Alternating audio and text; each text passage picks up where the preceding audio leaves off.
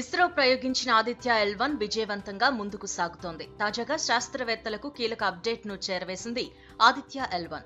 ఆ వ్యోమ నౌకలో ఉన్న 2 remote sensing పరికరాలు సూర్యుడి ప్రకోపాన్ని చిత్రీకరించాయి. ఈ విషయాన్ని ఇస్రో వెల్లడించింది. అంతేకాకుండా ఆదిత్య-L1 పంపిన సూర్యుడి ఫోటోలను రిలీజ్ చేసింది ఇస్రో. ఈ ఏడాది జనవరి 6వ తేదీన ఆదిత్య-L1 లాగ్రాంగియన్ పాయింట్ కు చేరుకున్న విషయం తెలిసిందే. భూమికి సుమారు 1.5 మిలియన్ల కిలోమీటర్ల దూరంలో ప్రస్తుతం ఆదిత్య-L1 ఉంది. అక్కడి నుంచే సూర్యుడిని ఆ స్పేస్ క్రాఫ్ట్ అధ్యయనం చేస్తోంది.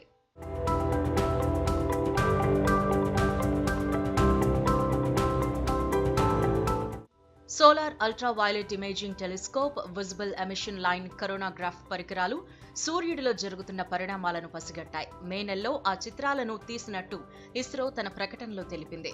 కరోనల్ మాస్ ఎజెక్షన్స్ తో లింక్ ఉన్న ఎక్స్ క్లాస్, ఎం క్లాస్ జ్వాలలను రికార్డ్ చేసినట్లు ఇస్రో తెలిపింది. సూర్యుడిలోని AR 13664 ప్రాంతం యాక్టివ్ గా ఉందని, అక్కడ మే 8 నుంచి 15వ తారీఖు మధ్య అత్యంత శక్తివంతమైన 2 విస్ఫోటనాలు సంభవించాయని, వీటి వల్ల భూమికి ప్రమాదం పొంచి ఉందని శాస్త్రవేత్తలు హెచ్చరించిన విషయం తెలిసిందే. మే 11న శక్తివంతమైన సౌర తుఫాను భూమిని తాకడంతో కమ్యూనికేషన్ల వ్యవస్థకు అంతరాయం ఏర్పడింది.